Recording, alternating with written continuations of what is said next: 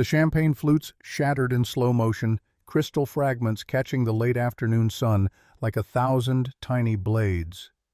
Vivian Ashford stood frozen in her ruined Hermes gown, $18,000 of crimson silk, darkening to the color of old blood as Moët pooled at her feet.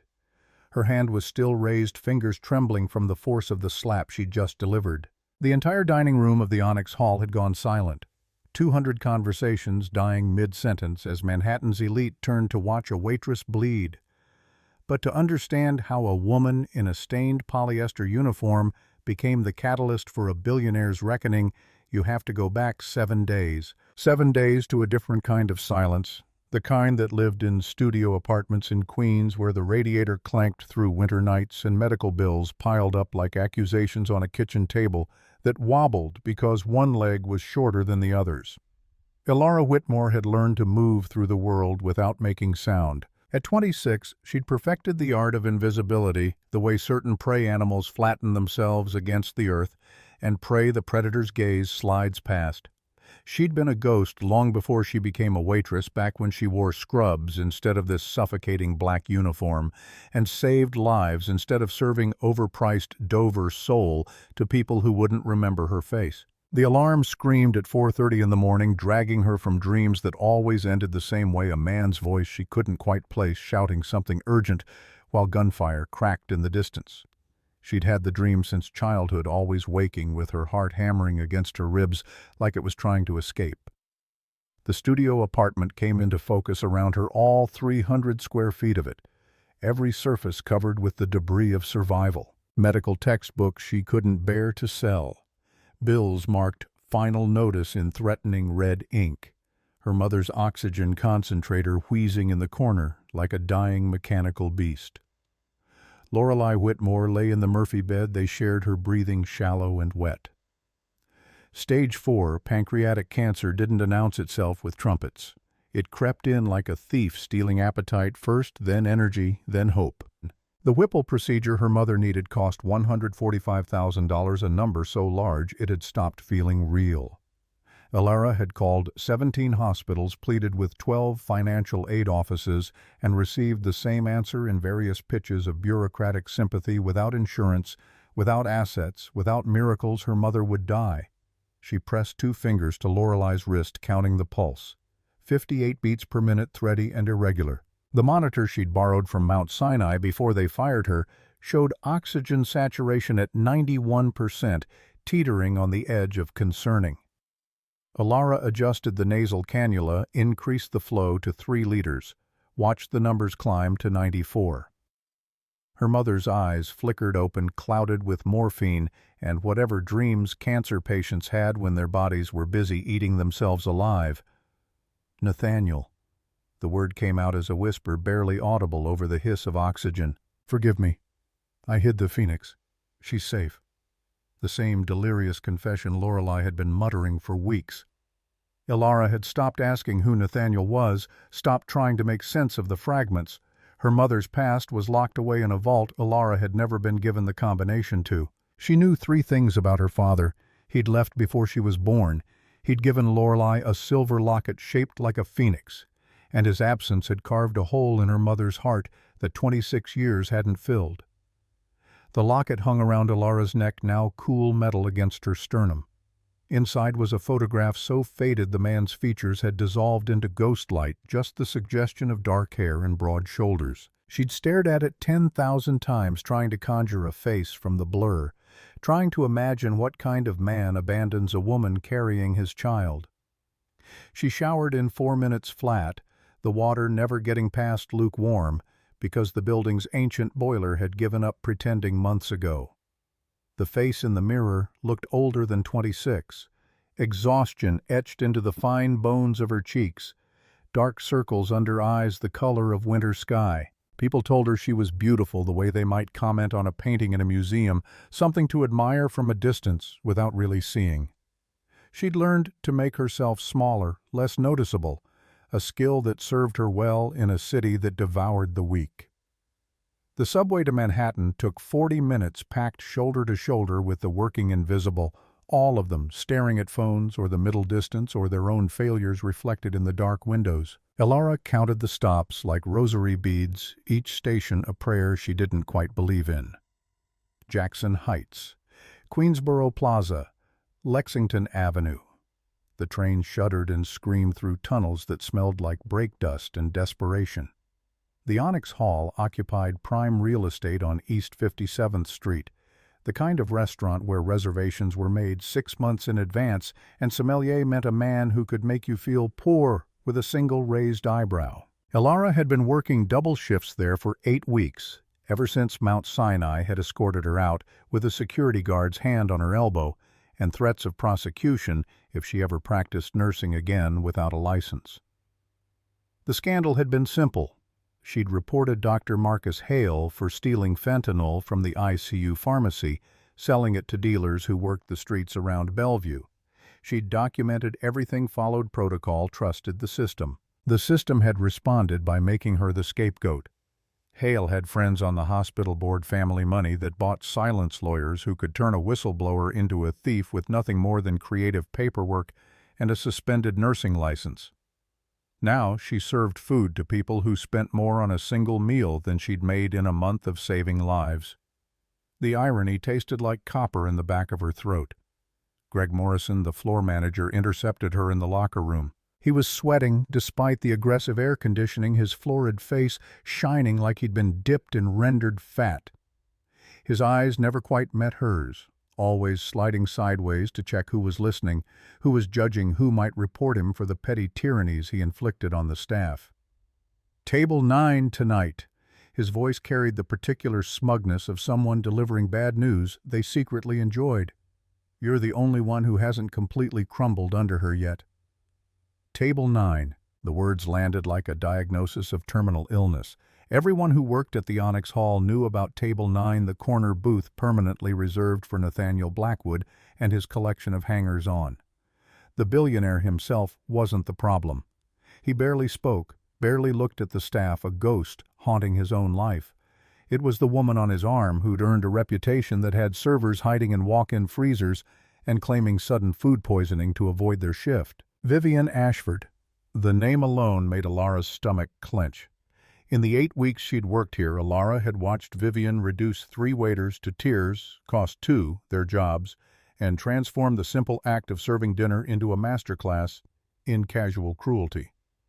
She was beautiful the way a knife was beautiful, all sharp edges and glittering surface, 31 years old and holding a 64-year-old billionaire on an invisible leash. The dinner rush built slowly like a storm gathering offshore. Elara moved through her tables with mechanical precision, remembering orders without writing them down, anticipating needs before guests voiced them. She'd discovered that excellent service was a kind of armor, a way to become so useful you were almost forgiven for existing. The kitchen was chaos and heat, chefs screaming in French and Spanish and profanity, the smell of truffle oil and burning butter thick enough to coat the lungs. At 7:15, they arrived. Elara watched from the service station as the hostess led them to Table 9. Vivian, walking like she owned not just the room, but the air molecules everyone else was breathing. She wore something that probably cost more than a year's rent, black silk that moved like water diamonds at her throat that caught the light and threw it back as casual violence. Her hair was the kind of blonde that required a team of professionals swept up in a style that suggested effortless elegance while hiding hours of calculated effort. Nathaniel Blackwood followed 3 steps behind, and Elara felt something twist in her chest when she saw him. He was 64 but moved like a man older, shoulders slightly hunched as if bearing invisible weight. His suit was impeccable, hand-tailored Savile Row, but hung on a frame that had lost substance somewhere along the way. His face held the kind of exhaustion money couldn't fix, deep lines carved around his mouth, eyes the color of winter sky that seemed to look at everything and see nothing. Winter sky, the same color as her own eyes. The thought arrived and departed in the space between heartbeats. Coincidence. Half the people in New York had blue eyes. She smoothed her apron, checked that her hair was still secured in its severe bun, and approached the table with her service smile firmly in place. "Good evening. Would you care for sparkling or still water?" Vivian didn't look up from her phone, thumbs moving across the screen with aggressive precision. Still. Her voice was cut glass sharp enough to draw blood. "And tell the sommelier if he brings me the same garbage he served last week, I'll have him fired before dessert." "Of course." "And for you?" Sir Nathaniel's gaze lifted to meet hers, and for a fraction of a second something flickered in those tired eyes. Recognition, confusion. His mouth opened as if to speak, then closed. He nodded slightly, looking away. "Still is fine." The third person at the table was a younger man, late 30s, with Nathaniel's bone structure softened by self-indulgence and sharpened by something harder. Damien Blackwood, the only son, according to the whispered gossip that circulated through the staff room. He had his father's height but none of his gravitas, wearing his expensive suit like costume jewelry, all flash and no substance. His eyes moved over Alara with the kind of assessment that made her skin crawl, the look men give women they've already dismissed as beneath notice. "Bring us the tasting menu." Damien's voice carried the particular arrogance of inherited wealth. "Chef's discretion. And vintage champagne, none of that California swill." The fourth guest was older, early 60s, with silver hair and the careful posture of someone who'd spent a lifetime keeping secrets. Augustus Sterling, and something about the way he held himself suggested former military or law enforcement, that particular stillness of someone trained to observe rather than participate. He was the only one who met Ilara's eyes and nodded politely, a small gesture that felt like kindness in a desert of casual contempt. Ilara retreated to the service station, punching the order into the computer system with hands that wanted to shake. She'd developed a kind of radar for danger after the incident at Mount Sinai, a sixth sense that made her skin prickle when powerful people looked at her too long. Vivian Ashford set off every alarm in her nervous system, something predatory in the way she moved, the way she touched Nathaniel's arm with fingernails lacquered blood red. The sommelier, a pretentious man named Philippe, who pronounced his own name like a sneeze, selected a bottle from the temperature-controlled case with the gravity of a surgeon choosing a scalpel. Moet and Chandon Grand Vintage, $800 a bottle, the kind of excess that could pay Ilara's rent for 2 months. She delivered the champagne, presenting the label for Vivian's inspection. The woman barely glanced at it, waving one hand in dismissal while continuing her conversation with Damien. They were discussing real estate acquisitions, offshore accounts, the kind of wealth management that required teams of lawyers and made the working poor invisible. The first course arrived seared foie gras on brioche, garnished with microgreens that cost more per ounce than gold. Ilara placed the plates with careful precision, starting with Vivian, as protocol demanded. The woman picked up her fork, examined the food with the expression of someone discovering an insect in their salad. "This is cold. It was served at the recommended temperature, ma'am." "Room temperature allows." "Did I ask for a lesson?" Vivian's voice cut like a scalpel. "Take it back. Tell the chef if he can't manage basic competence, I'll ensure my review destroys this establishment." Ilara retrieved the plates, her face carefully neutral, and returned them to the kitchen, where Chef Antoine exploded in a stream of French profanity that needed no translation. He prepared new plates with the kind of rage that made the kitchen staff scatter, muttering about Americans and their palates, educated by fast food and ignorance. The second attempt met with equal disdain. Too much salt, not enough salt. The plating was pedestrian. The portion was insulting. Vivian found fault with each course, like a woman whose primary joy in life came from watching others scramble to please her. Nathaniel ate in silence, barely touching his food, while Damien laughed at his future stepmother's cruelty with the particular appreciation of someone who enjoyed watching animals fight. Only Augustus seemed uncomfortable, shifting in his seat, glancing between Vivian's performance and Ilara's careful composure with something that might have been pity or recognition. The main course was Dover sole, prepared with a technique that required 17 years of training and the kind of precision that bordered on art.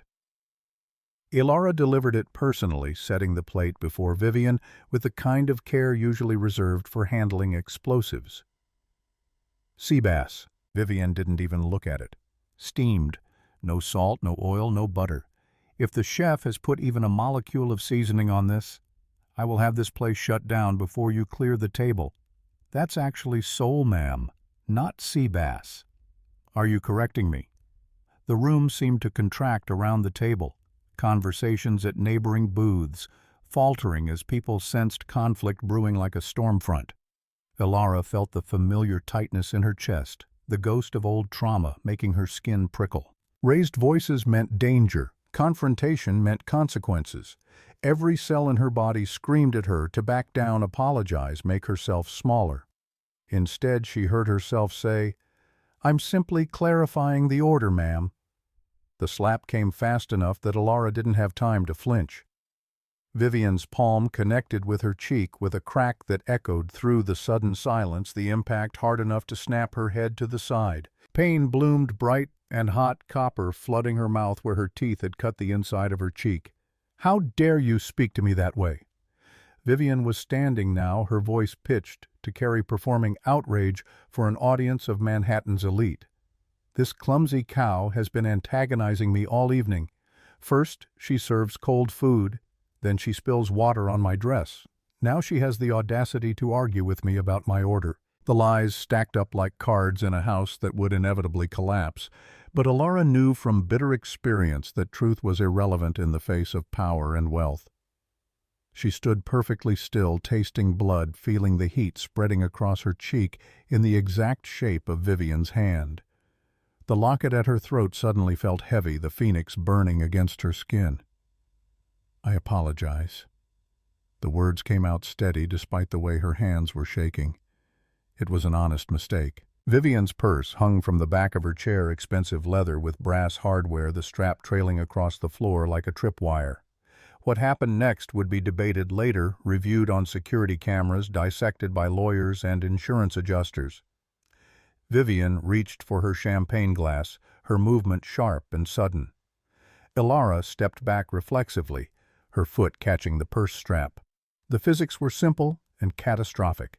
Ilara's ankle twisted, her balance gone. The tray she'd been holding, loaded with 4 flutes of $800 champagne, tipped forward with the inevitability of gravity. Crystal shattered. Champagne arced through the air in a golden spray, catching the light like liquid fire, and landed directly in Vivian Ashford's lap, drenching $18,000 of Hermes silk. The silence that followed was the kind that precedes disasters, the held breath before the building collapses. Vivian stood slowly, champagne dripping from her dress, from her hair, from the diamonds at her throat. Her face had gone the particular shade of red that suggested blood pressure spiking to dangerous levels. "You." Her voice was barely a whisper, which made it more terrifying than screaming. "You clumsy, incompetent, pathetic little rat." She picked up her wine glass, still half full of Chateau Margaux that cost more per ounce than Ilara made per hour, and threw it. Not at Ilara's uniform, not at the floor, directly into Ilara's face. The wine hit like a slap, cold and sharp, flooding her eyes, her nose staining her skin the color of violence. Ilara gasped, choking on Bordeaux that tasted like humiliation, her vision blurring red. She heard Vivian screaming, felt the weight of 200 pairs of eyes watching her drown in public shame. Through the wine streaming down her face, she saw Nathaniel Blackwood. He'd half risen from his chair, his expression hovering somewhere between horror and helplessness.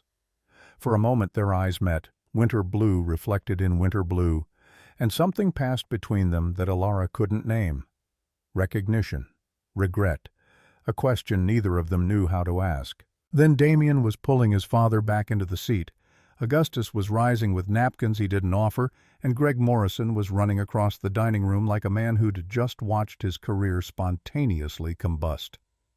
"Miss Ashford, please, I am so sorry, manager." Vivian's voice cut through Greg's groveling like a guillotine blade. "Fire her, now! And then I want her arrested for assault." She threw that champagne deliberately. I saw her glare at me. She's clearly unstable, probably on drugs. That's not... Ilara started, but Greg's hand was already on her elbow, fingers digging in hard enough to bruise.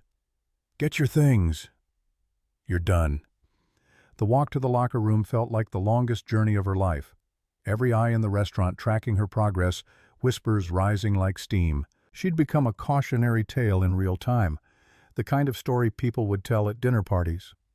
Remember that waitress who attacked Vivian Ashford? What was she thinking? In the locker room, she stared at her reflection in the cracked mirror. Wine stained her face like tears of blood, her right cheek already swelling from the slap, her eyes hollow with a defeat that went deeper than losing a job she'd hated. She'd needed this job, needed the insurance that was supposed to kick in after 90 days, needed the tips that barely kept them afloat while her mother's body consumed itself. She touched the locket at her throat, the phoenix cool against her wine-sticky fingers. The photograph inside had survived worse than this. Survived 26 years of questions without answers, survived poverty and pride, and the particular exhaustion of being nobody's daughter.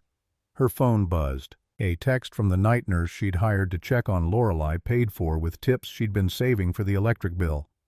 "Your mother's oxygen is dropping. You need to come home." The city was weeping when she emerged onto East 57th Street, rain mixing with the wine still drying on her skin, turning the streets into mirrors that reflected the lights of a place that had never wanted her. She stood on the corner, Manhattan flowing around her like she was a rock in a river, expensive cars splashing through puddles, people in $1,000 coats hurrying past without seeing the woman whose life was unraveling in real time. A black Rolls-Royce Phantom pulled to the curb, water sluicing from its polished sides. The back window descended with a whisper of expensive engineering. Augustus Sterling looked out at her with eyes that had seen too much of the world's casual cruelties to be surprised by one more. "Miss Whitmore." His voice was weathered oak, aged and solid. "Mr. Blackwood would like to speak with you." Elara should have walked away, should have disappeared into the rain and the dark and the anonymous poverty where people like Nathaniel Blackwood never looked. But the text about her mother's oxygen levels was still glowing on her phone screen, and desperation made cowards of everyone eventually. She climbed into the car. The interior smelled like leather and old money, climate-controlled to a precise 70 degrees, insulated from the rain and the noise and everything sharp about the world outside. Nathaniel Blackwood sat in the far corner, his face illuminated by the passing streetlights, shadows moving across features that seemed carved from exhaustion. They rode in silence for 3 blocks before he spoke. "I'm sorry for what happened back there." Elara wiped wine from her eyelashes with the back of her hand, the gesture leaving dark smears across her skin. "Your apology doesn't pay my rent." "No, I suppose it doesn't." He was quiet for another block. "That locket you're wearing, where did you get it?" The question was so unexpected that Elara's hand went automatically to her throat, fingers closing around the silver phoenix. "My mother gave it to me. It's the only thing I have of my father. May I see it?" Against every instinct screaming at her to refuse to keep this last piece of mystery safe, she unclasped the chain and handed it to him. Nathaniel's hand shook as he opened the locket, staring at the faded photograph inside with an expression that aged him a decade in the space of a heartbeat. "Where did your mother get this?" "I don't know. She won't talk about my father, just says he left before I was born." Nathaniel's thumb traced the phoenix etched into the silver, a gesture so gentle it looked like prayer. "I gave this to my wife 27 years ago when she told me we were going to have a daughter." The words hung in the climate-controlled air like smoke from a gun. Elara's heart was doing something complicated in her chest, a rhythm that felt like falling and flying simultaneously. "That's not possible. My daughter died." Nathaniel's voice had gone hoarse, raw.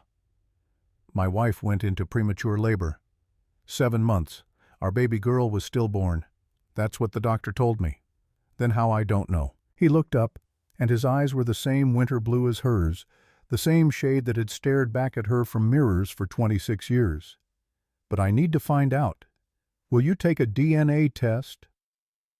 The Rolls-Royce had stopped outside Mount Sinai, the hospital where Elara had saved lives until they decided her integrity was worth less than a doctor's reputation. Rain hammered the roof, a sound like the universe trying to drown out what was being said inside. "Why would you do this? Test a stranger's DNA on the evidence of a locket?" "Because..." Nathaniel's face had gone pale. the kind of bloodless that suggested shock or revelation or both. Because you have my wife's eyes. Because you move like she moved. Because when Vivian hit you, you didn't fight back, and that's what Isabel would have done. Taken the blow with dignity.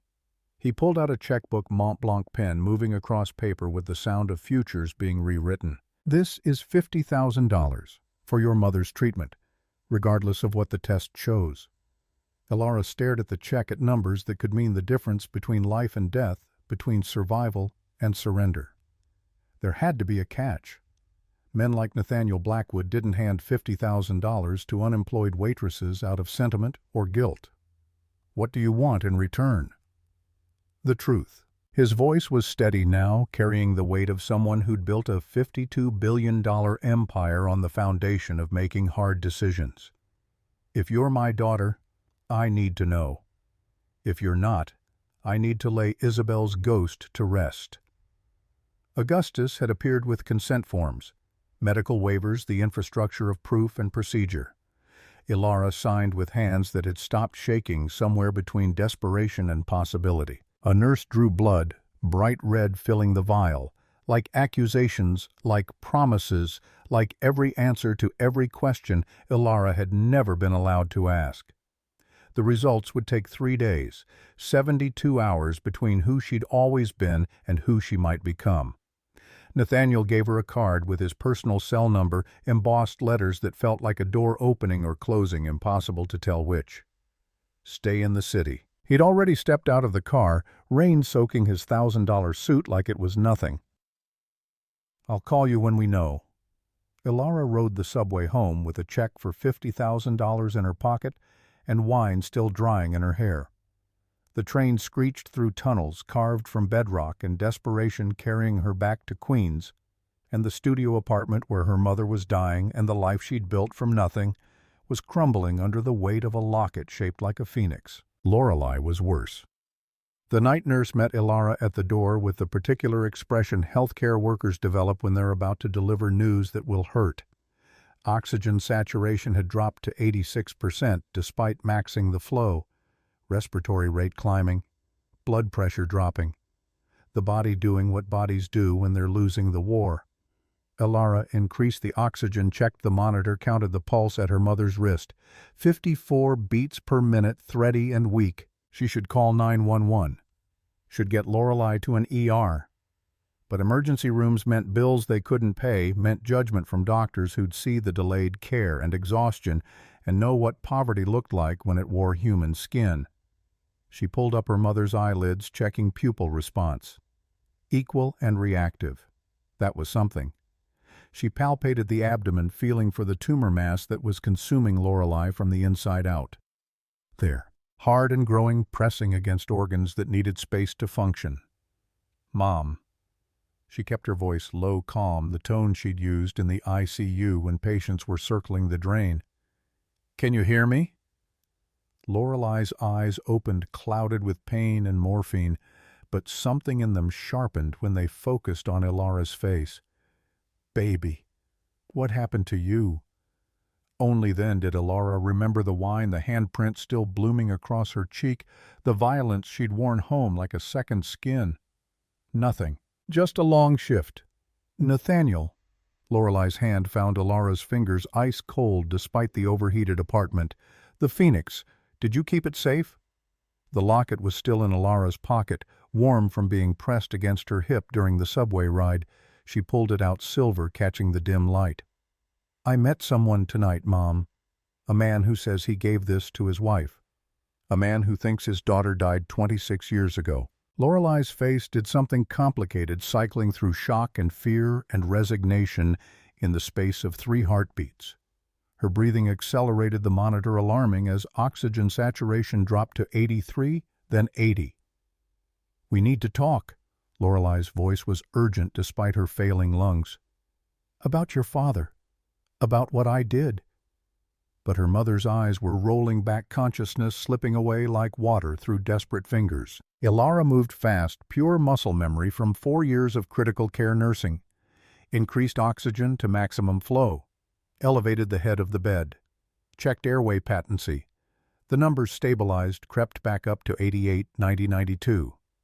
Lorelei had slipped back into unconscious breathing crisis, averted for now, but Alara could read the trajectory. Days. Maybe a week without the surgery? The tumor was winning. She deposited the check at a 24-hour ATM, watching numbers appear on the screen that felt like fiction. $50,000. Enough to schedule the Whipple procedure to buy time to ask the questions that had been locked away for 26 years.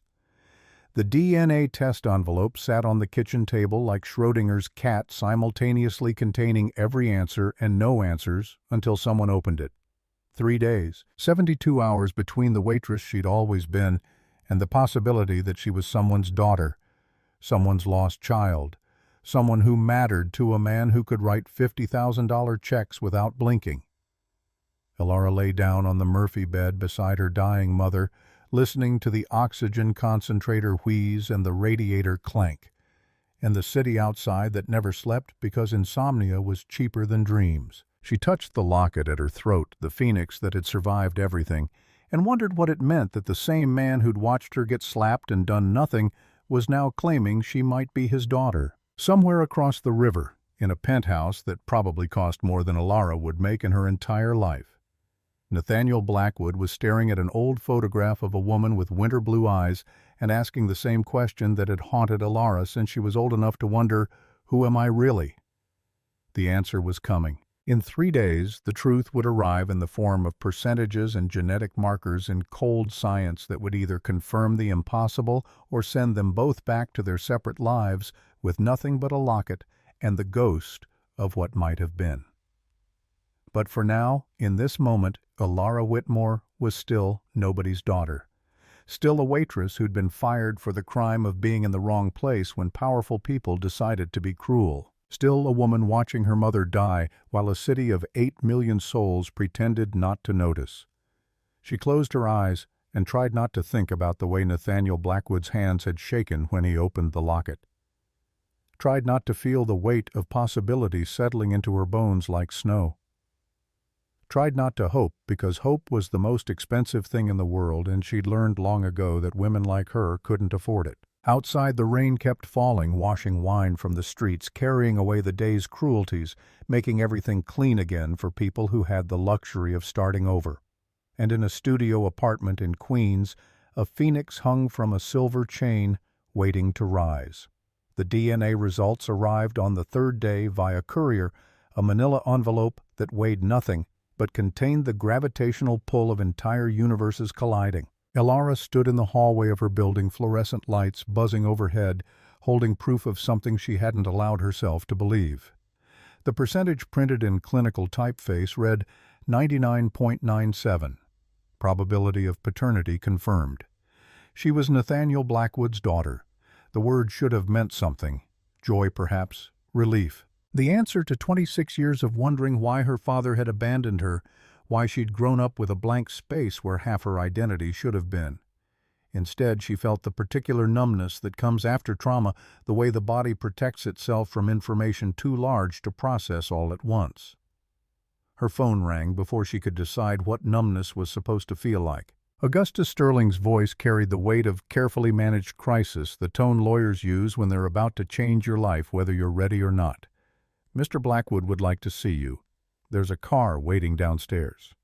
The Rolls-Royce felt different this time, less like rescue and more like a cage lined in leather and climate control. Augustus sat across from her holding an iPad that glowed with documents she couldn't read from this angle. His expression suggested he'd already seen the test results, already calculated, the implications, already begun constructing whatever fortress of legal protection Nathaniel would need. "I need you to understand something, Miss Whitmore."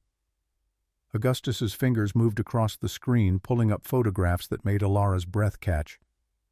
Nathaniel lost everything when Isabel died, his wife, his daughter.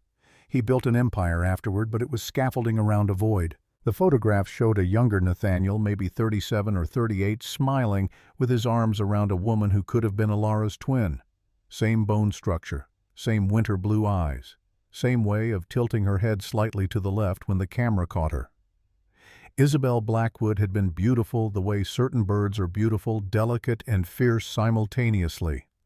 And in one photo, Isabel stood in profile, 7 months pregnant, one hand resting on the swell of her belly. Around her neck, a silver locket shaped like a phoenix. How did she die? Helicopter crash. 5 years ago, coming back from the Hamptons. Augustus's jaw tightened. The NTSB ruled it mechanical failure, but Nathaniel never believed it. He thought someone tampered with the aircraft. Who would want to kill her? The question hung between them like gun smoke. Augustus didn't answer, which was an answer in itself. The car pulled into an underground garage beneath a building that probably had its own zip code security. So tight, Alara had to pass through 3 checkpoints before reaching the private elevator that would carry her to the penthouse. The doors opened onto a space that redefined wealth. Floor-to-ceiling windows overlooked Central Park. The city spread out like a kingdom someone had conquered and then forgotten why they'd wanted it. The furniture was museum quality, the art on the walls worth more than Alara would make in 10 lifetimes. Everything was beautiful, and nothing looked lived in. Nathaniel stood at the windows, backlit by morning sun that turned him into a silhouette. When he turned, Alara saw he'd been crying. Not recently, but sometime in the last 72 hours, his eyes carrying the particular redness that comes from grief revisited. "I want to tell you I'm happy." His voice was rough, unpracticed at whatever emotion he was trying to name. "That finding you alive is the greatest gift I could have received. But I keep thinking about the 26 years I missed, every birthday, every scraped knee, every time you needed a father and I wasn't there. You didn't know I existed. That's what makes it worse." Nathaniel moved toward her slowly, like approaching a wild animal that might bolt. "Someone took you from me. Someone told me you were dead. And for 26 years I believed them." Do you know who his expression went dark? Something moving behind his eyes that looked like fury, held on a very short leash. "I have suspicions. Augustus has been investigating. But I need you to understand what you're walking into, Alara. My world isn't safe. People who want my money, my company, my influence, they won't be happy that you exist." "I didn't ask to exist." The words came out sharper than she'd intended. "I was doing fine before you found me." "Fine." Nathaniel's tone gentled. "You were fired from a job you hated, caring for a dying mother. You can barely afford to keep alive, living in 300 square feet of poverty while I sit on $52 billion. That's not fine. That's survival." The truth of it landed like a punch. Alara wanted to argue to maintain the dignity she'd built from having nothing, but the test results were still in her pocket, and dignity didn't pay for Whipple procedures. "Your mother." Nathaniel's voice changed, became something harder. "Lorelei Whitmore.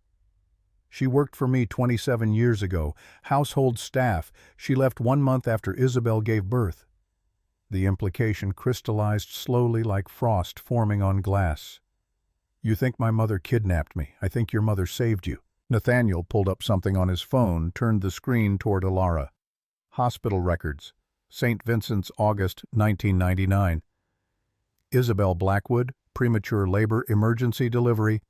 Baby girl 5.2 pounds, status deceased. But the death certificate was signed by a doctor who drowned 2 years later under suspicious circumstances. The only witness signature was your mother's. And the severance payment I supposedly authorized, $75,000, came from a trust fund I didn't control. Whose trust fund? My son's.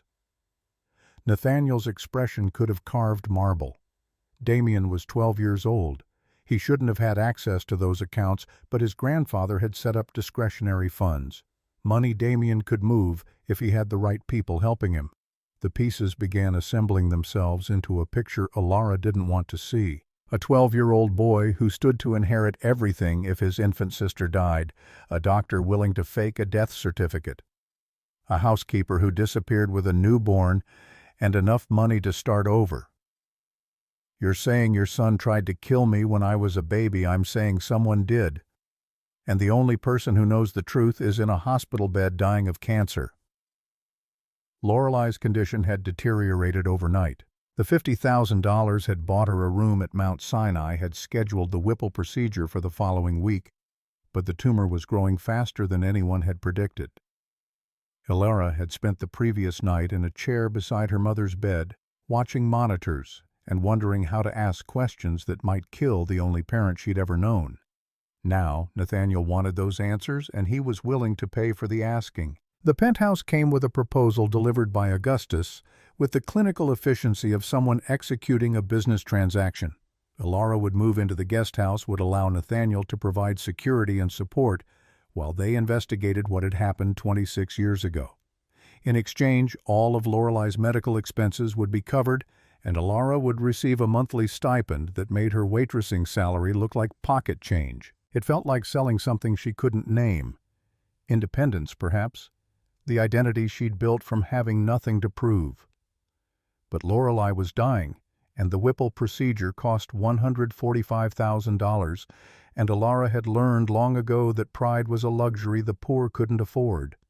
She signed the papers Augustus presented, each signature feeling like a door closing on the life she'd known. The guest house was a 3,000-square-foot apartment on the Upper East Side, the kind of place where doormen wore white gloves and the elevators required key cards. Elara's entire studio in Queens could have fit in the bathroom. The staff hated her immediately. She felt it the moment she walked through the lobby, the way conversations died mid-sentence, the way eyes tracked her progress with the particular hostility reserved for interlopers. Vivian Ashford had clearly been busy in the 3 days since the incident at the Onyx Hall, poisoning every well she could reach with stories about the gold-digging waitress who'd orchestrated a con to trap a grieving billionaire. The doorman handed her the key card without meeting her eyes. The elevator operator pressed the button for the 14th floor with exaggerated care, as if avoiding contamination. In the hallway outside the guest house, someone had left a note taped to the door, "Liars eventually get what they deserve." Elara tore it down, crumpled it, tossed it in the trash chute. She'd survived worse than passive-aggressive notes from people whose biggest struggle was deciding which designer handbag to carry. But the hostility was a reminder that Nathaniel's world had rules she didn't understand, hierarchies where she'd entered at the bottom despite DNA evidence proving she belonged at the top. The apartment should have felt like a gift. Instead, it felt like a museum exhibit, poor girl's first taste of wealth. She wandered through rooms that echoed with her footsteps touching furniture that probably cost more than her nursing degree, staring at art she didn't know how to appreciate. The refrigerator had been stocked by someone who'd clearly never met her, full of organic vegetables and artisanal cheeses, and the kind of food rich people ate when they forgot that hunger was supposed to mean something. Her phone buzzed. A text from Nathaniel. "Dinner tonight, 7 p.m. I want you to meet someone." The someone turned out to be the rest of the family. Nathaniel's penthouse dining room was set for 4 crystal and china arranged with the precision of a surgical field. Vivian arrived first, wearing white like a declaration of war, her expression when she saw Elara suggesting she'd just discovered dog shit on her designer shoes. "You!" Vivian's voice could have flash-frozen nitrogen. "What is she doing here?" Nathaniel stood at the head of the table, his posture suggesting he'd been preparing for this confrontation since the DNA results arrived. "Vivian, I'd like you to meet my daughter, Elara Blackwood." The surname landed like a grenade. Vivian's face cycled through shock, rage, and calculation in the space of 3 seconds, settling finally on the kind of smile that suggested someone planning a murder and enjoying the preview. How convenient. Vivian moved to the bar, poured herself vodka neat. A waitress gets fired for incompetence, and suddenly she's discovered to be the long-lost heiress. "Nathaniel, darling, even you can't be this naive. The DNA test is conclusive." Augustus had entered behind her carrying a folder thick with documentation. "Miss Whitmore is biologically Nathaniel's daughter. We've verified the results through 2 independent laboratories." Vivian drained her vodka, poured another. "So what's the plan? She moves in, plays the devoted daughter for a few months, then challenges the will? Or are we skipping straight to the part where she has you declared incompetent? That's enough." Nathaniel's voice carried an edge Elara hadn't heard before, the tone of someone used to being obeyed. "You will treat Elara with respect, or you will leave." The threat hung in the air like cordite. Vivian's knuckles went white around her glass, but she set it down carefully, her smile sharpening into something that could draw blood. "Of course, darling. Whatever you say." Damien arrived 20 minutes late, his entrance preceded by the smell of expensive cologne and barely concealed contempt. He'd clearly already been briefed, his eyes sliding over Ilara with the kind of assessment usually reserved for livestock at auction. "So this is my long-lost sister." Damien dropped into his chair without greeting anyone else. "Funny how she shows up right when Dad's updating his estate planning, almost like someone's been following the financial news." The accusations came wrapped in civility, delivered with the smile of someone who'd learned early that charm was a weapon more effective than honesty. Ilara sat through dinner feeling like an exhibit in a trial, where she didn't understand the charges, where every answer she gave was catalogued as evidence of guilt or incompetence or both.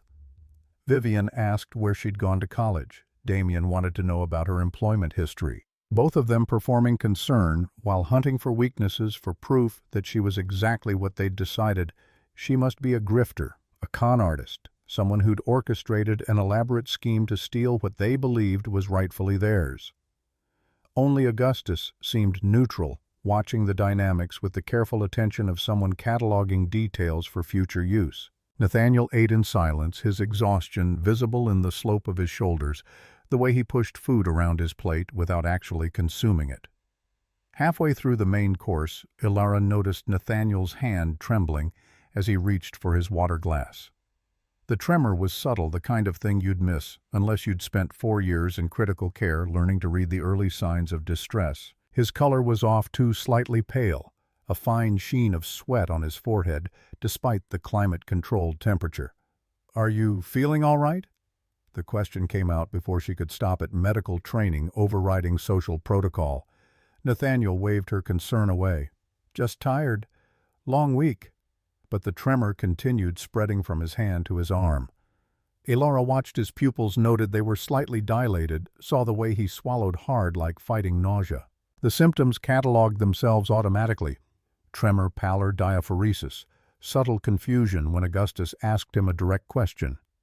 Vivian had been pouring wine throughout dinner, her own glass perpetually full, Nathaniel's mysteriously empty whenever she passed. Ilara watched her refill his glass for the 4th time, watched Nathaniel drink without seeming to register what he was consuming. 20 minutes later, Nathaniel stood abruptly, his chair scraping across marble. The room tilted sideways, his balance gone, one hand reaching for the table that suddenly wasn't where he expected it to be. "Dad." Damien's voice carried performative concern. "You okay?" Nathaniel's response was lost as his knees buckled. He went down hard, his head cracking against the edge of the table before his body hit the floor. Blood bloomed across his temple, shockingly red against the white marble. Ilara was moving before conscious thought, muscle memory from 4 years of trauma response, overriding everything else.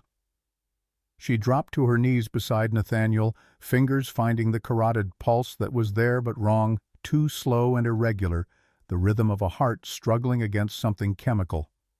"Call 911. She was already loosening his tie, checking his airway, tilting his head to protect the cervical spine. Now, Vivian stood frozen, her face performing shock while her eyes calculated something else entirely. Damien pulled out his phone but didn't dial, watching his father convulse with the detached interest of someone observing a mildly interesting scientific experiment. Augustus was the one who called, his voice clipped and precise as he gave the address, the symptoms, the urgency. Ilara barely heard him. Her entire focus had narrowed to the man dying in front of her, to the clinical details. Her training insisted she catalog bradycardia, irregular respirations, altered mental status, pupils now fully dilated. This wasn't a heart attack. The presentation was wrong, the progression too controlled. She'd seen this before in the ICU when patients presented with cardiac glycoside toxicity. Digitalis. Digoxin. Substances that mimicked heart attacks while doing something more insidious, slowing the heart until it forgot how to beat. Her eyes went to Nathaniel's wine glass, still half full on the table. To Vivian, who'd been refilling it all evening. To the way Damien wasn't calling 911 despite his father's brain bleeding out onto marble that probably cost more per square foot than most people made in a month. "What did you give him?" Ilara's voice cut through the shock accusation, sharpening every syllable. Vivian's mask slipped for just a moment, long enough for Ilara to see the calculation underneath. "I don't know what you're talking about." His heart rate is 42, respiratory rate dropping, pupils fully dilated despite the lights. "These are the symptoms of cardiac glycoside poisoning, and I'm betting if we test that wine, we'll find digitoxin." The accusation landed like a bomb. Vivian's face went carefully blank, the expression of someone who'd practiced lying so long it had become reflex. Damien's phone finally found 911, his voice performing distress while his eyes stayed cold. The paramedics arrived in 7 minutes, which in Manhattan was close to miraculous. Ilara briefed them, rapid-fire clinical terminology, stripping emotion from disaster. 64-year-old male acute onset bradycardia, suspected digitalis toxicity, head trauma from fall, GCS-14 and declining. One of the EMTs recognized her. "You're that nurse from Mount Sinai, the one who got fired." The observation hung in the air like an indictment. Ilara felt Vivian's attention sharpen, saw Damien's eyes light with opportunity. A disgraced nurse alone with a dying billionaire. Convenient accusations about poisoning when she was the only one with medical knowledge to know what digitoxin looked like. The narrative was writing itself in real time, and Ilara was cast as the villain. "Check his wine." Her voice stayed level despite the way her pulse was hammering. "You'll find the toxin, and check the bottle it came from. Someone put it there deliberately." The EMTs loaded Nathaniel onto a stretcher, started an IV line, pushed medications that might counterbalance whatever was destroying his cardiac rhythm. Augustus rode with them to the hospital, his expression suggesting he was already 3 steps ahead, already calculating legal ramifications and protective strategies. Vivian and Damien stayed behind, and so did the NYPD. The detectives arrived 40 minutes later, their questions casual at first, the kind of soft approach that lulls suspects into confession. They wanted to know about Ilara's relationship with Nathaniel, about her medical background, about what had happened at Mount Sinai that cost her license. Every answer she gave felt like digging her own grave deeper. Yes, she'd been fired for allegedly stealing controlled substances. No, she hadn't known Nathaniel existed 3 days ago. Yes, she stood to inherit a significant portion of his estate now that paternity had been established. Yes, she had the medical knowledge to know exactly what digitoxin would do to someone Nathaniel's age. And yes, she'd been alone in the dining room with his wine glass for approximately 3 minutes while Vivian was in the powder room and Damien was taking a phone call.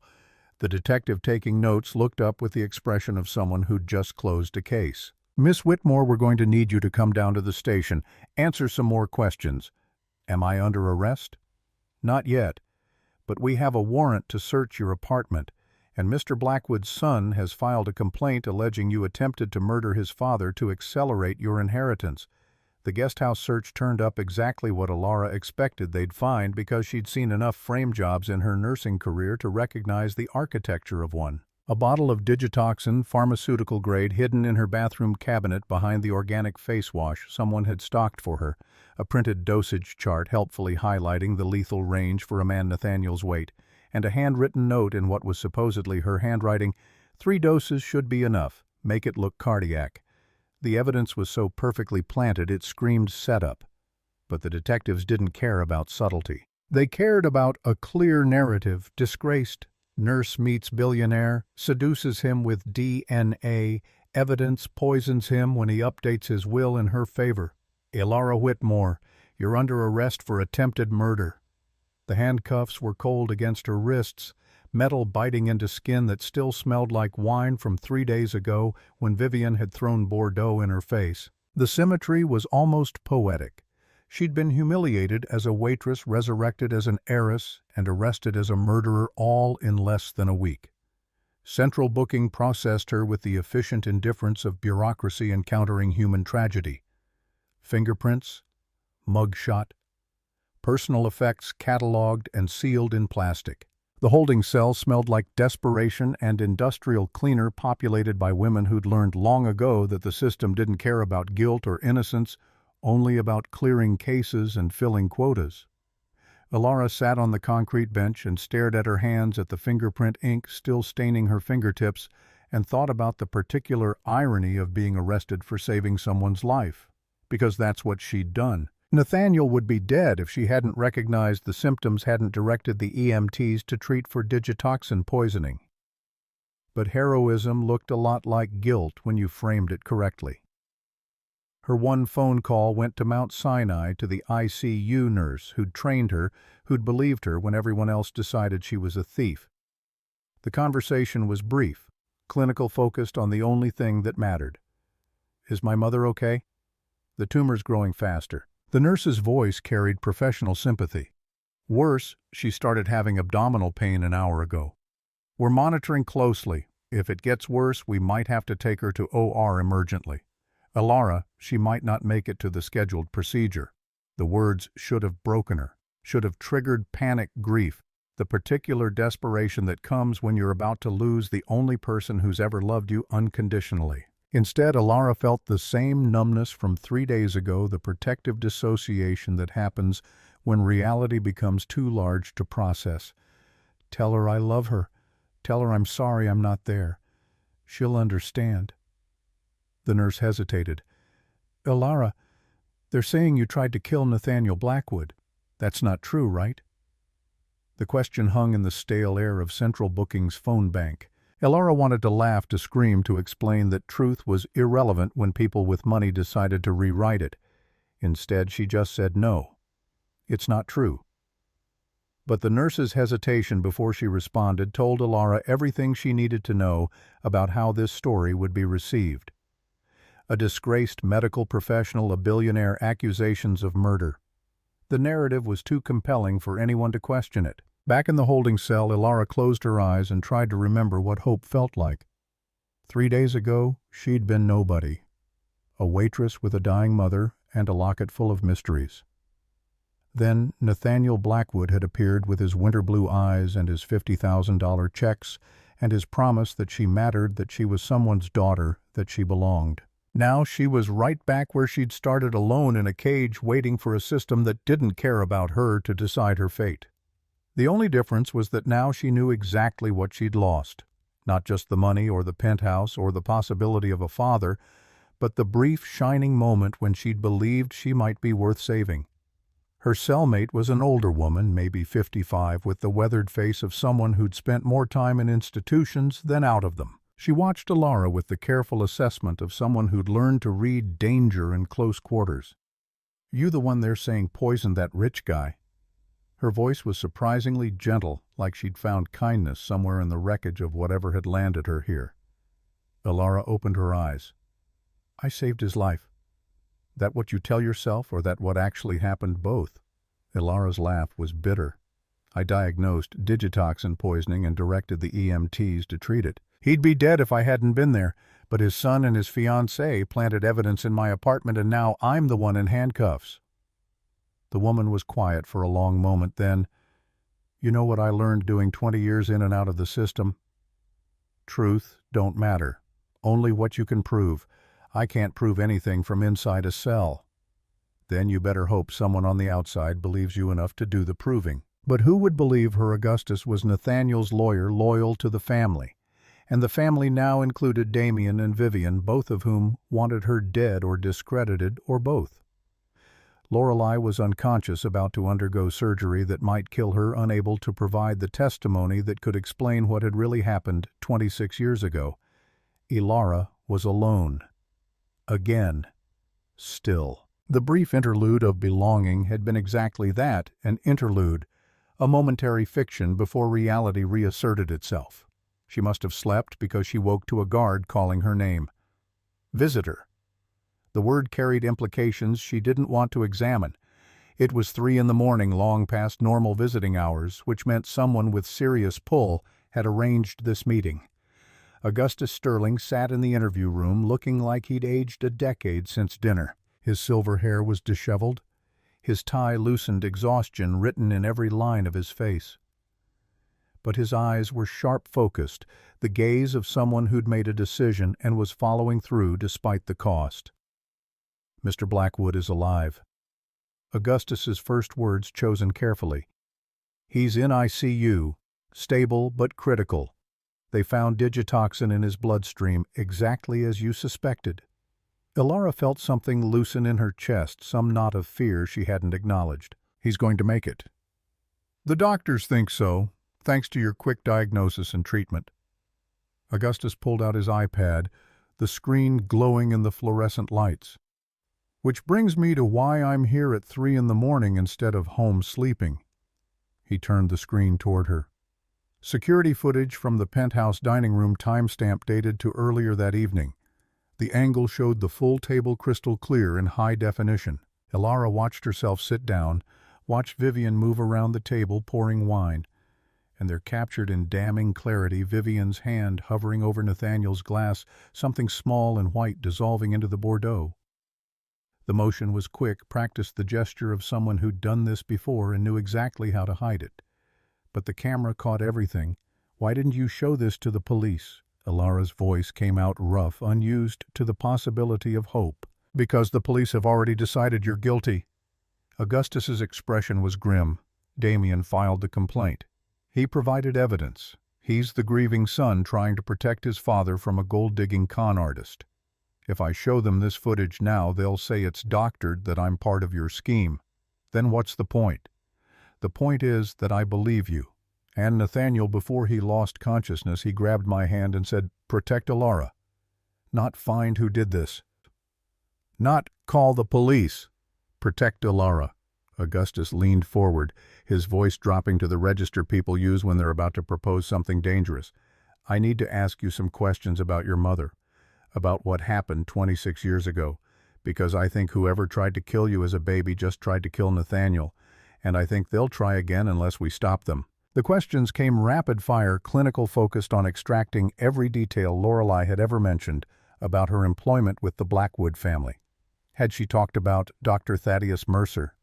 About the circumstances of Isabel's early labor? About why she'd left so suddenly with a newborn and $75,000?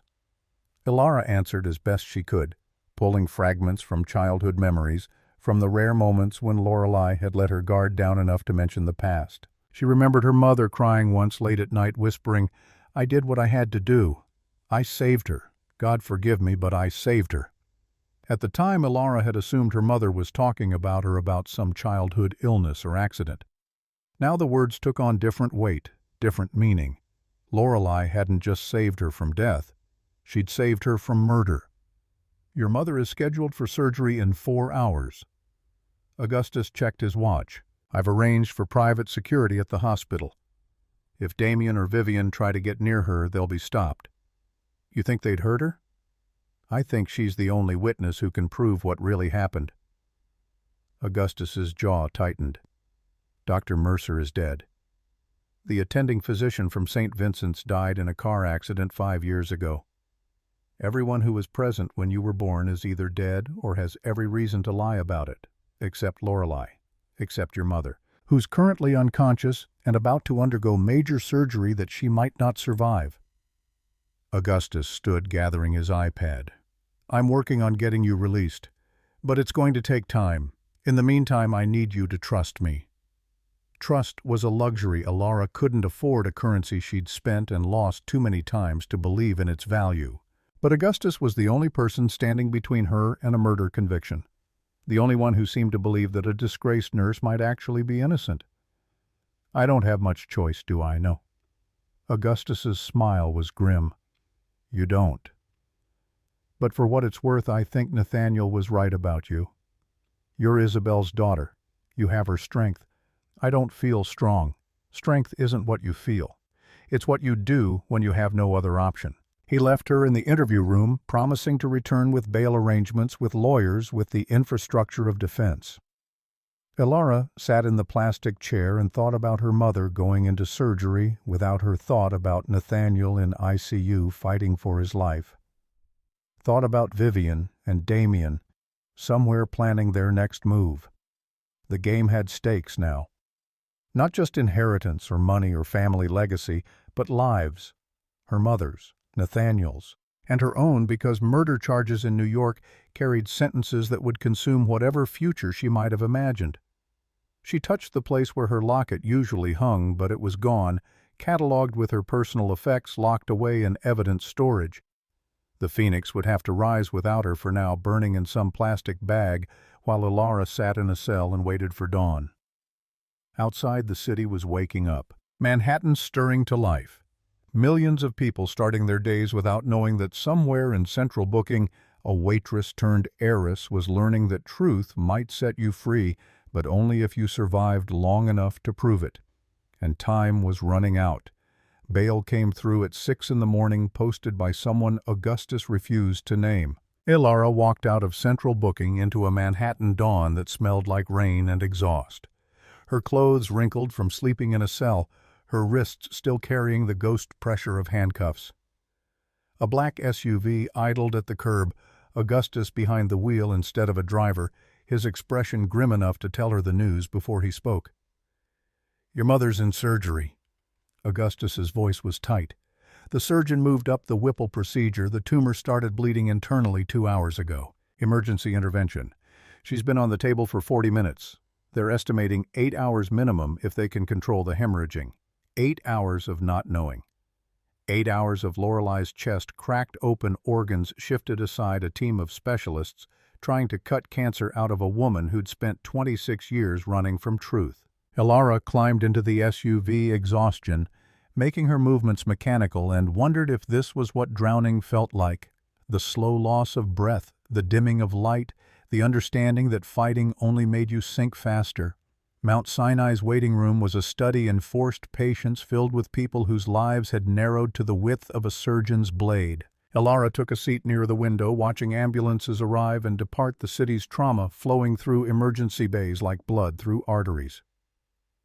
Augustus sat beside her, his iPad open to documents she couldn't focus on, his presence a kind of ballast against the current pulling her under.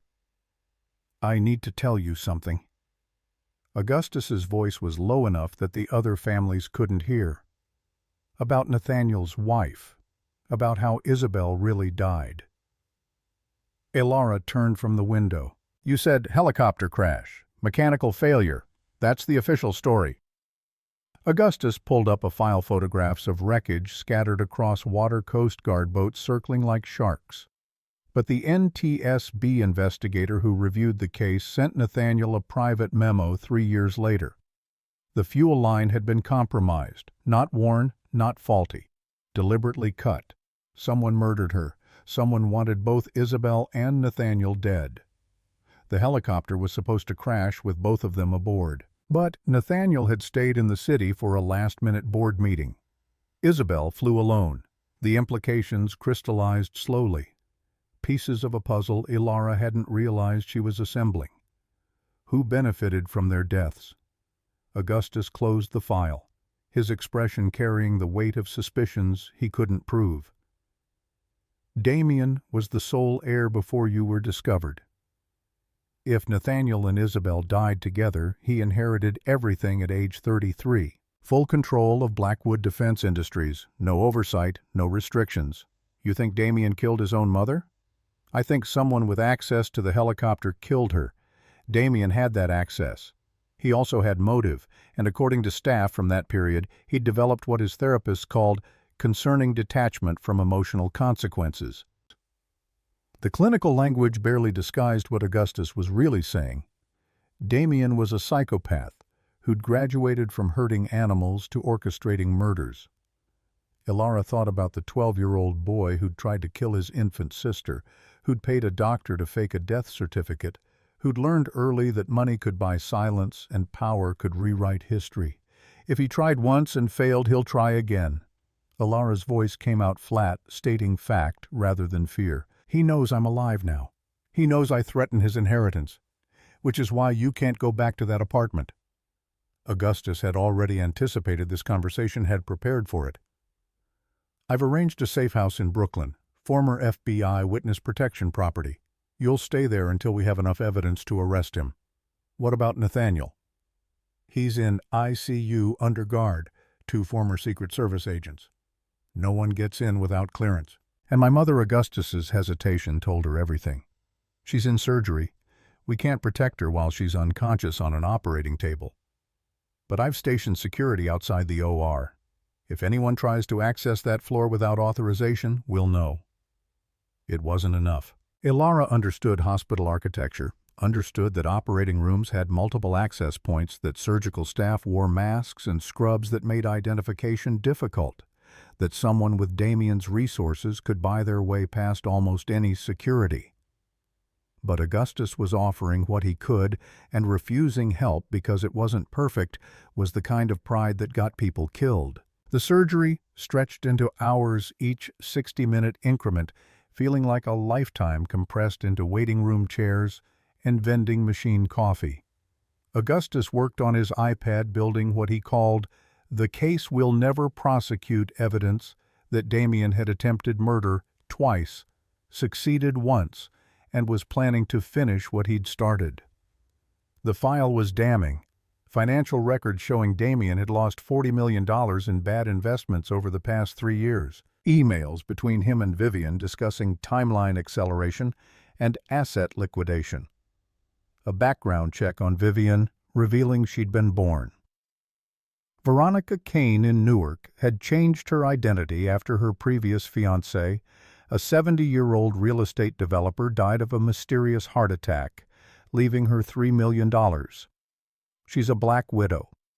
Ilara scanned the documents, seeing the pattern emerge. She finds wealthy men, seduces them, kills them, inherits. And Damien hired her. Augustus pulled up bank transfers, shell corporations' money moving through layers of obfuscation. He paid her $2 million up front, promised her half his inheritance if she married Nathaniel, and eliminated him within 6 months.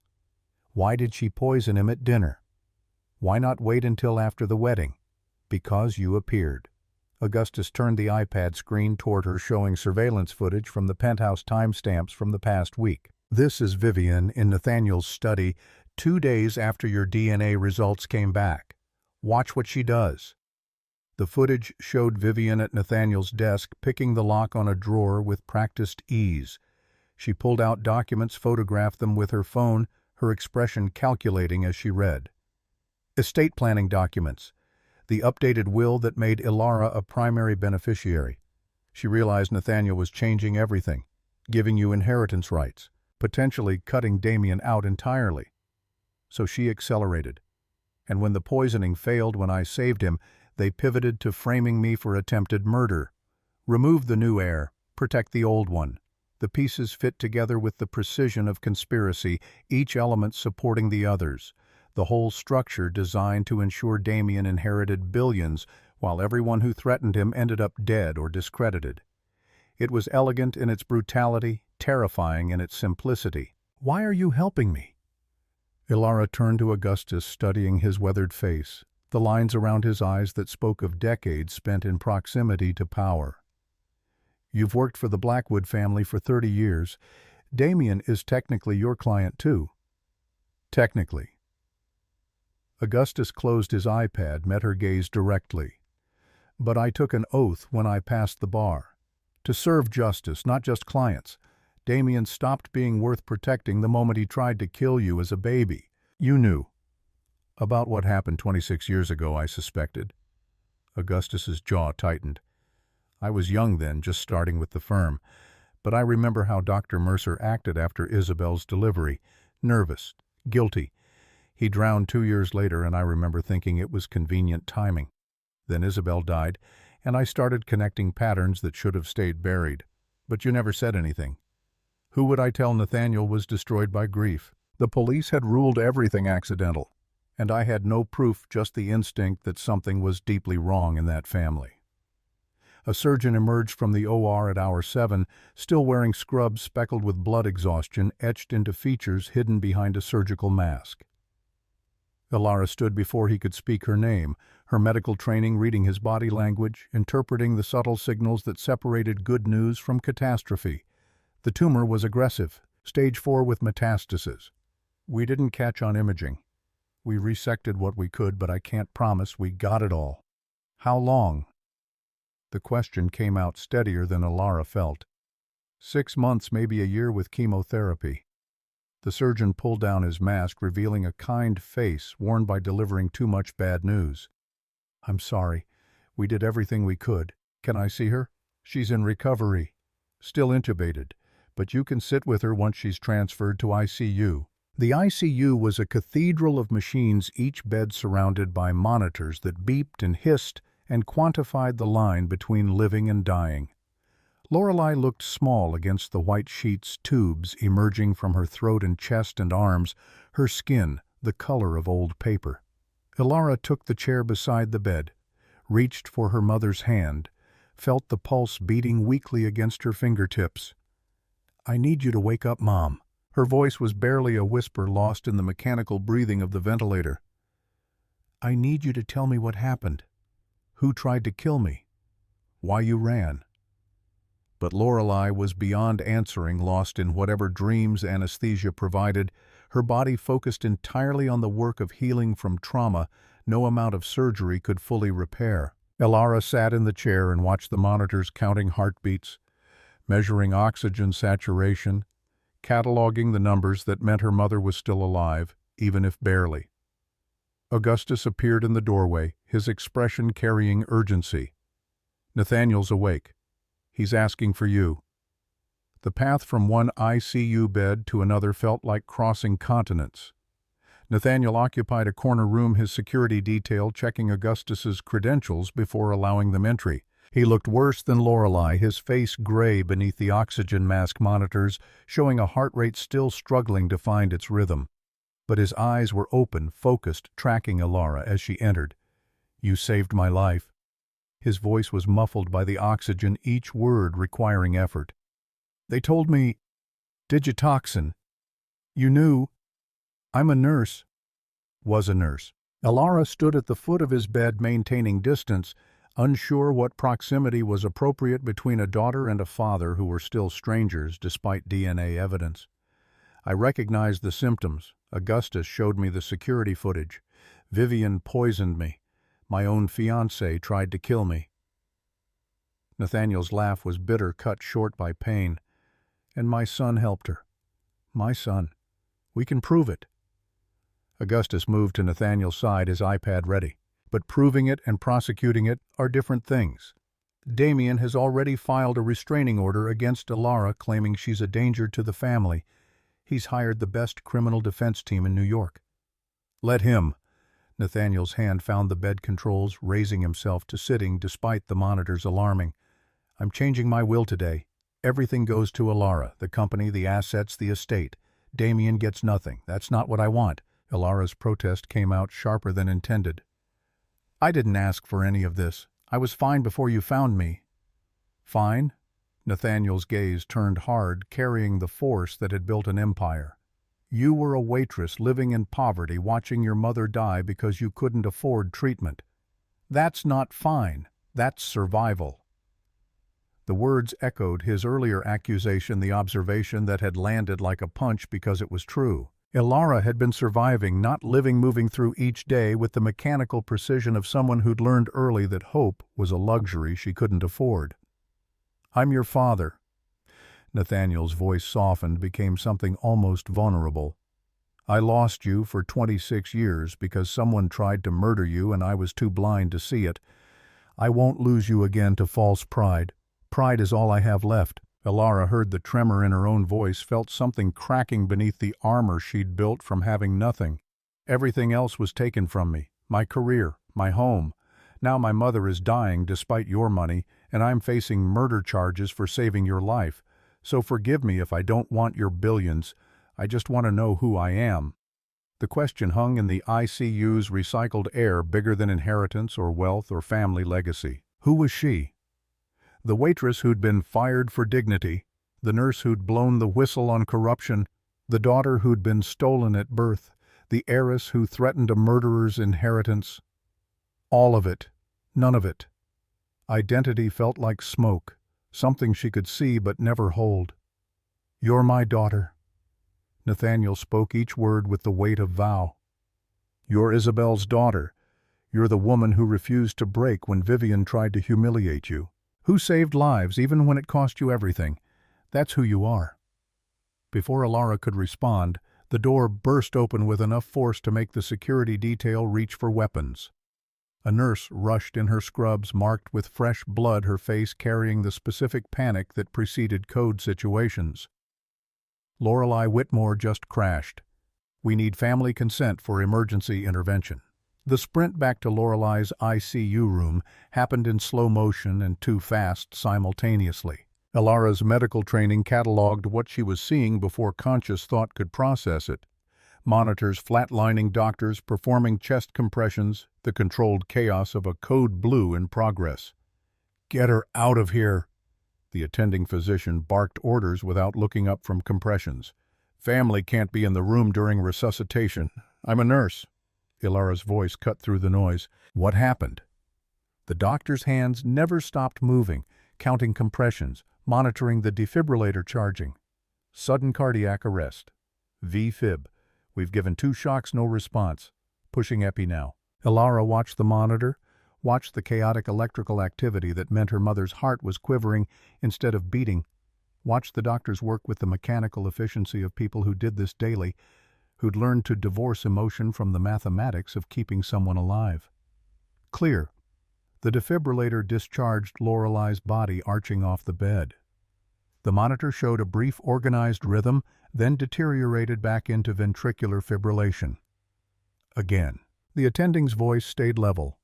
Charging to 360. Clear. The second shock produced nothing. The third, the fourth. After 20 minutes of compressions and medications and desperate electricity, the attending stepped back from the bed, glanced at the clock, prepared to call time of death. Number.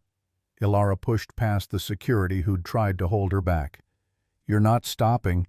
She's a fighter. Ma'am, we've done everything.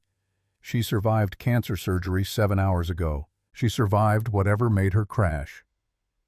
"You're not giving up." Ilara knew she sounded irrational, knew that prolonging code blues beyond reasonable intervention was cruel rather than kind. But this was her mother, the woman who'd sacrificed everything to keep her alive, and she wasn't ready to let go. One more round. The attending's eyes held pity, but he nodded to his team. "One more, then we call it." They shocked Lorelei a 5th time. The monitor stayed flat for 3 seconds that felt like eternity. Then a blip. Another. A rhythm establishing itself, weak but present, climbing from 40 beats per minute to 60 to 80 before stabilizing at a sustainable rate. "We have sinus rhythm." The nurse monitoring vitals sounded shocked. Spontaneous return of circulation. The attending checked the monitors, rechecked them, looked at Ilara with something approaching awe. "Your mother's incredibly lucky. Or incredibly stubborn. She had a reason to fight." Ilara's legs suddenly felt unable to support her weight. "She has things she needs to tell me." The security detail who'd followed her from Nathaniel's room was questioning the ICU staff, their expressions suggesting they suspected what Ilara already knew. This wasn't a random cardiac event. Someone had tried to finish what the cancer hadn't. Augustus appeared, his face grave. They found potassium chloride in Lorelei's IV line, injected within the last 30 minutes, enough to stop her heart. Who had access? Ilara's hands were shaking adrenaline from the code blue, mixing with rage that someone had tried to murder her mother while she was still recovering from surgery. "That's what we're reviewing now." Augustus gestured to the security footage being pulled up on a tablet. But whoever did this knew exactly what they were doing. Potassium chloride is nearly impossible to detect post-mortem. If your mother had died, it would have looked like surgical complications. The footage showed hospital staff moving through the ICU, masked and gowned, indistinguishable from one another. But one figure moved with purpose rather than routine, entering Lorelei's room at 14:47, spending 90 seconds beside the IV pump, exiting without documenting anything in the chart. "Can you enhance that?" Ilara pointed to the figure's hands, to the way they moved. "That's not a nurse. The technique is wrong. Nurses cap the line after injection. This person just withdrew the syringe." Augustus forwarded the footage to someone, his phone pressed to his ear. "I need facial recognition on this individual." Cross-reference against anyone with connections to Damian Blackwood or Vivian Ashford. And I need it 5 minutes ago. The response came back faster than expected, the kind of speed that suggested someone with federal resources was helping. The person in the footage was identified through gait analysis and partial biometric matching as a contract employee who'd been hired through a shell company owned by one of Damian's offshore accounts. A professional. Someone paid to make murder look medical. Where is he now? Elara's voice was cold clinical, the tone she'd used in trauma bays when emotions would interfere with keeping people alive. Left the hospital 14 minutes ago. Augustus checked his phone. But we tracked him to an address in Dumbo. NYPD is moving now. The arrest happened while Elara sat beside her mother's bed, watching the steady rise and fall of the ventilator, counting each breath like a small victory against death. Her phone buzzed with updates: suspect in custody evidence, secured Damian's name appearing in text messages that explicitly ordered Lorelai's elimination. Augustus arrived with news that felt like vindication and devastation mixed. The contract killer is cooperating. He's given us everything. Damian hired him, paid $200,000, provided hospital floor plans and security schedules. We have enough to arrest him. Then do it. Elara didn't look away from Lorelai's monitors.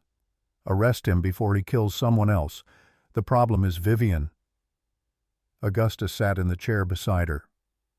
She's disappeared. Turned off her phone, emptied her apartment, vanished. We think she's running. Let her run. All Elara cared about right now was the heartbeat on the monitor, the oxygen saturation holding steady at 96%, the evidence that her mother had survived another attempt at murder. But Vivian's disappearance meant the story wasn't over, that somewhere, a woman who'd made a career of killing wealthy men was planning her next move. And Elara, newly recognized as Nathaniel's heir, wore a target that money and security couldn't fully protect against. Lorelai woke 3 hours later, emerging from sedation with the confused disorientation of someone who'd been dead and came back. Her eyes found Elara's face, focused with effort, tried to communicate something her intubated throat couldn't voice. Don't try to talk, Mom. You're okay. You're safe. Elara held her mother's hand, felt the returning strength in fingers that had been limp during the code blue. We know what happened. We know someone tried to kill you. But Lorelai's eyes were urgent, insistent, trying to convey information that couldn't wait for the breathing tube to be removed. She gestured weakly toward the notepad nurses kept for intubated patients, managed to grip the pen with shaking fingers. Her handwriting was barely legible, pain and weakness reducing elegant script to desperate scrawl. Damian wasn't alone. Elizabeth helped, his grandmother. The words rewrote everything Elara thought she understood. Nathaniel's mother was alive. Augustus had said she'd died years ago, that Damian's inheritance came from his grandfather's trust funds. But Lorelai was shaking her head, writing again. Not dead. Hiding. She wanted me to kill you. I refused. Took you instead. The conspiracy expanded like a supernova, revealing layers Elara hadn't imagined. Not just a 12-year-old boy trying to secure his inheritance, but a grandmother willing to murder her own granddaughter to preserve family legacy, to ensure Blackwood Defense Industries stayed in the bloodline she approved. Where is she? Elara's voice barely worked.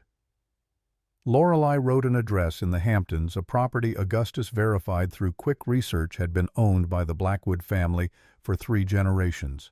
Listed as vacant since Elizabeth Blackwood's supposed death 12 years ago, but property taxes paid through an offshore account that had Damian's digital fingerprints all over it.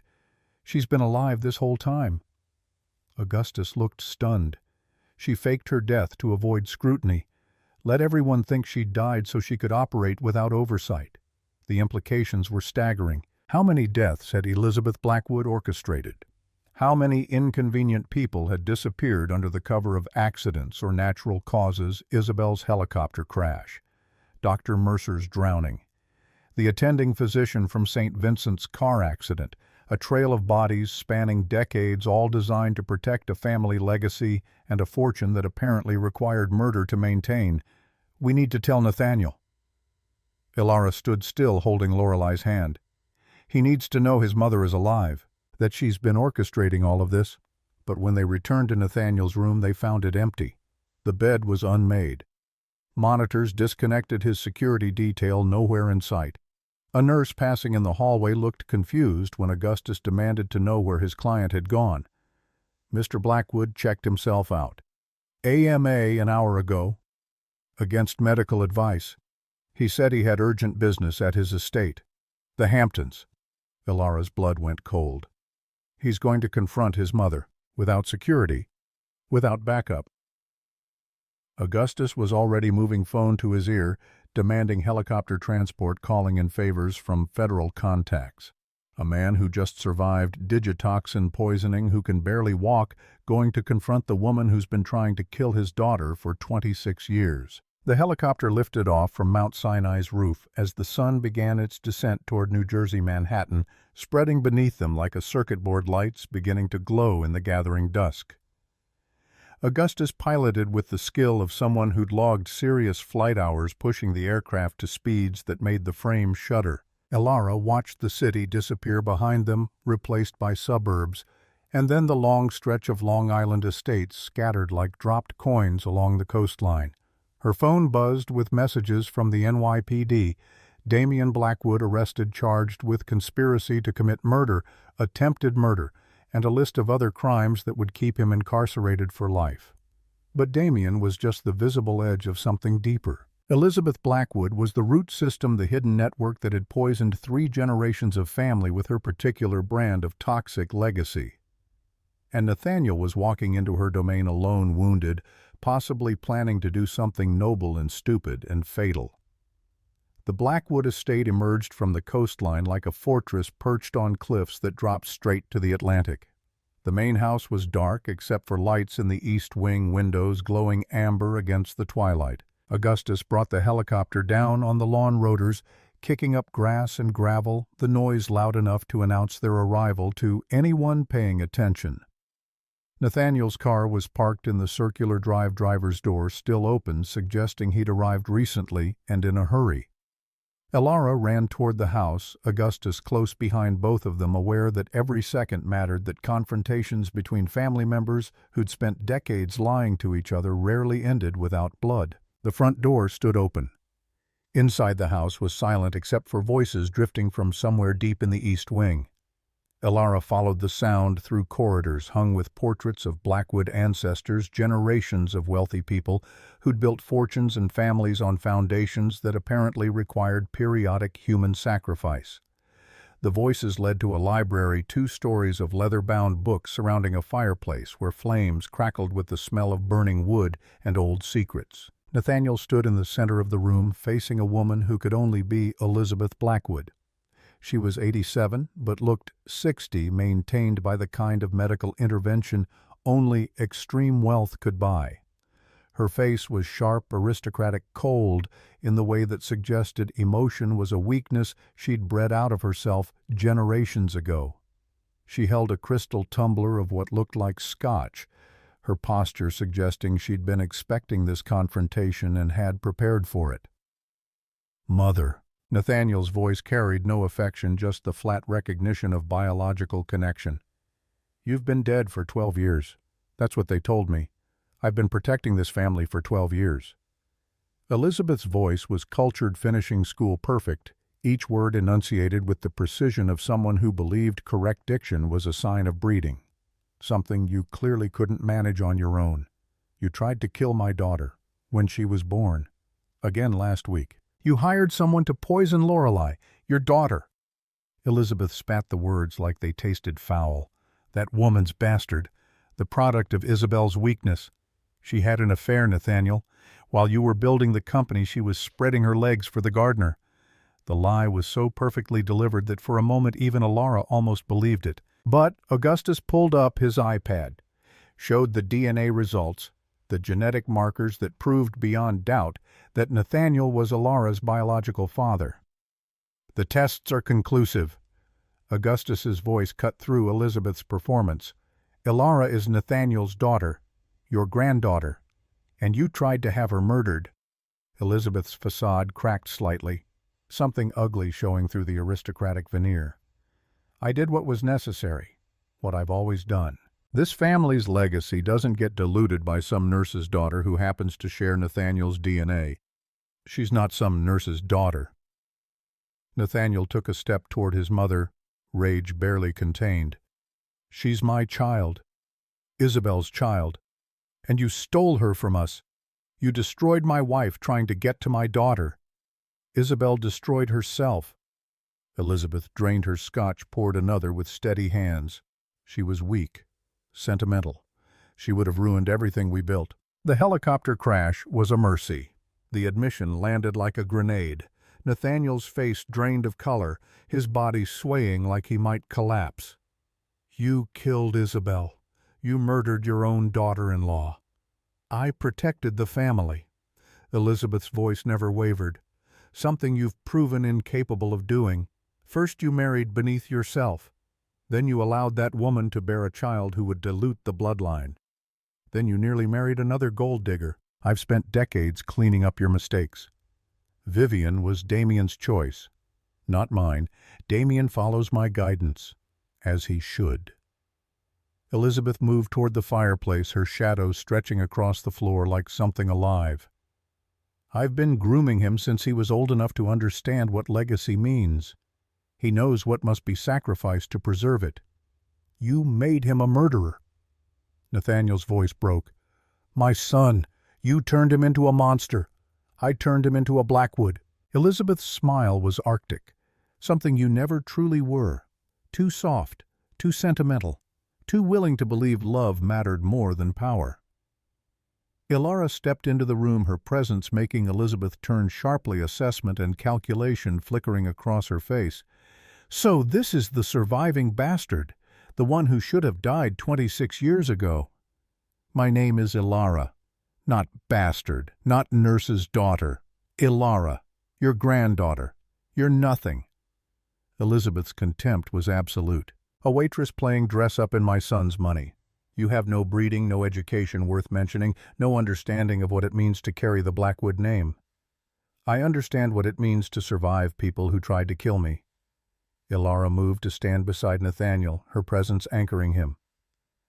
I understand what it means to watch my mother fight cancer because she spent 26 years protecting me from you.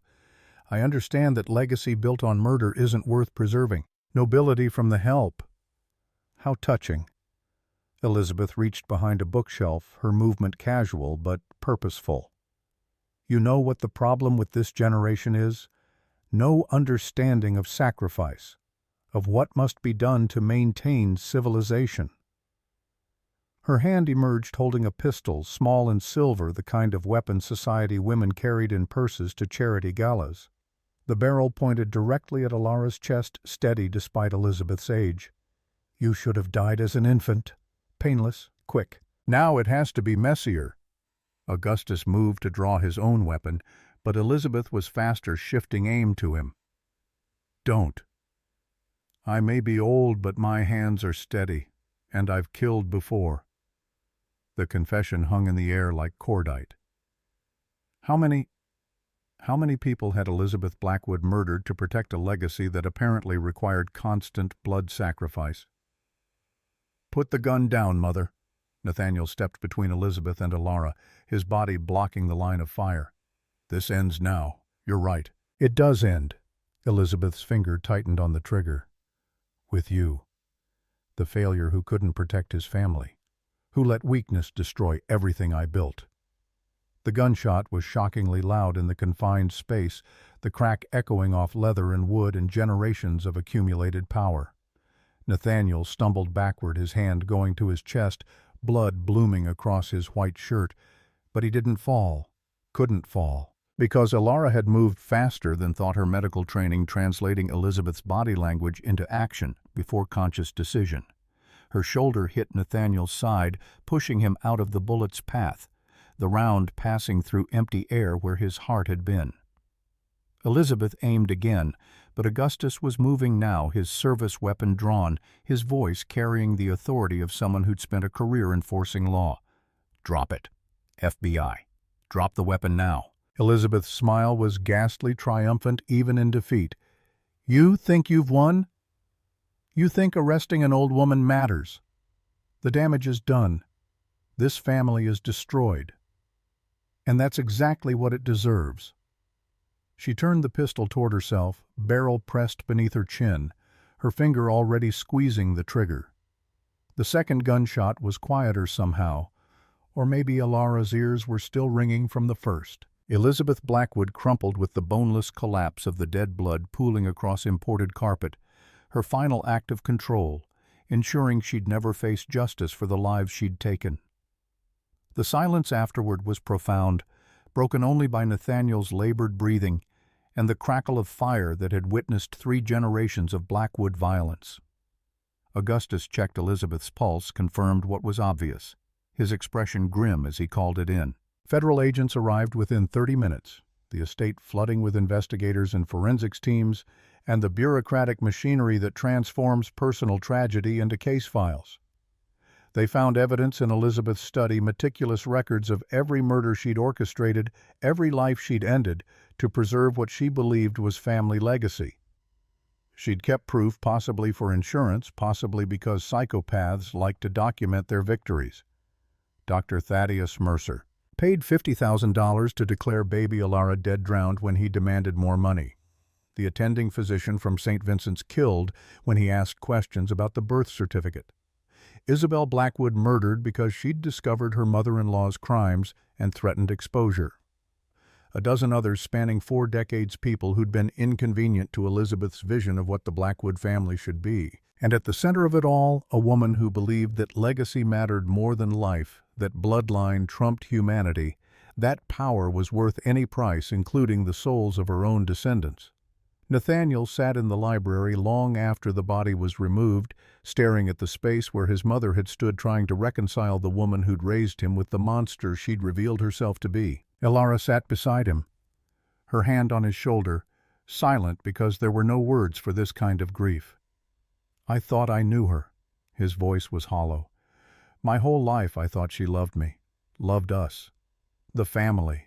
She did, in her way." Ilara had seen enough pathology in her nursing career to understand that love and violence weren't mutually exclusive, that people could genuinely care while simultaneously destroying what they claimed to protect. She just loved power more. The aftermath stretched into weeks. Damien's trial became a media spectacle, every detail of the Blackwood family's crimes exposed to public consumption. He was convicted on 12 counts, sentenced to life without parole, a conclusion that should have felt like justice, but just felt like waste. Vivian was found 3 months later in Monaco, arrested, trying to board a yacht owned by another aging billionaire. She fought extradition, but eventually faced trial, adding another life sentence to the collection. 2 predators removed from circulation, 2 fewer people hunting the vulnerable. Lorelei recovered slowly, her body healing from surgery while her conscience worked through 26 years of secrets. She and Nathaniel spent hours talking, working through the trauma of what had happened, forgiving each other for choices made under impossible circumstances. She'd saved Ilara's life. He'd never stopped looking for his daughter. That was enough to build on. 6 months after Elizabeth's death, Ilara stood in the chapel at Mount Sinai wearing scrubs instead of the designer clothes Nathaniel kept buying her. She'd completed the process of reinstating her nursing license, had been hired back to the ICU with an apology from the hospital board and a settlement that made the wrongful termination lawsuit go away. She could have quit, could have lived off the inheritance Nathaniel insisted on giving her, could have spent her days in the penthouse doing nothing. But that wasn't who she was. She'd built her identity from work and purpose and the knowledge that she could save lives when she showed up. Nathaniel appeared in the ICU break room, moving carefully but without the frailty that had defined him months ago. He'd stepped down as CEO of Blackwood Defense Industries, installed new leadership, begun the process of transforming a company built on his mother's violence into something that might actually serve rather than harm. "You're happy here." He gestured to her scrubs, the ID badge that read Ilara Whitmore, RN, because she'd chosen to keep her mother's name professionally even while accepting her father's legally. "I'm useful here." Ilara poured coffee that had been sitting too long, drank it anyway. "Happy is complicated, but useful, I understand. Your mother's asking when you're coming to dinner." Lorelei had moved into the guest house, her cancer in remission, her days spent gardening and reading and learning to live with the knowledge that she'd done the right thing, even if it cost her everything. Sunday, same as every week. Alara managed to smile. "You're both hovering. I'm fine. You're my daughter." Nathaniel's voice carried the weight of 6 months learning how to be a father. Hovering is in the job description. They stood in the break room drinking bad coffee, a father and daughter who'd found each other too late, but not too late, whose relationship was being built in break rooms and Sunday dinners and the slow accumulation of shared time. It wasn't the fairy tale ending where wealth solved everything, but it was real, complicated, honest. Elara's phone buzzed with a text from a former colleague at the Onyx Hall. Greg Morrison was fired for harassment. New management. They want to know if you'd consider coming back as floor manager. The offer should have been satisfying vindication for the humiliation she'd endured, but Elara deleted the message without responding. She'd moved beyond waitressing, beyond the need to prove anything to people who'd watched her get slapped and done nothing. She was Elara Blackwood now. Nurse. Daughter. Survivor of multiple murder attempts. The woman who'd refused to break when powerful people tried to destroy her. That was legacy worth more than any restaurant position, worth more than the billions sitting in accounts she rarely touched. In the ICU, a patient coded. Alarms screamed. Staff ran. And Elara ran with them back to the work that mattered, back to saving lives, because that's what she knew how to do, back to being useful in a world that often felt designed to crush anyone without power. But she had power now. Not the kind that came from money or family name, the kind that came from surviving, from refusing to be erased, from standing up when standing up might cost everything.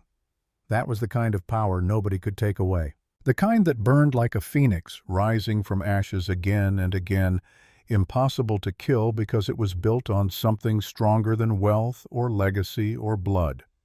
It was built on the simple truth that some people refused to break, no matter what the cost.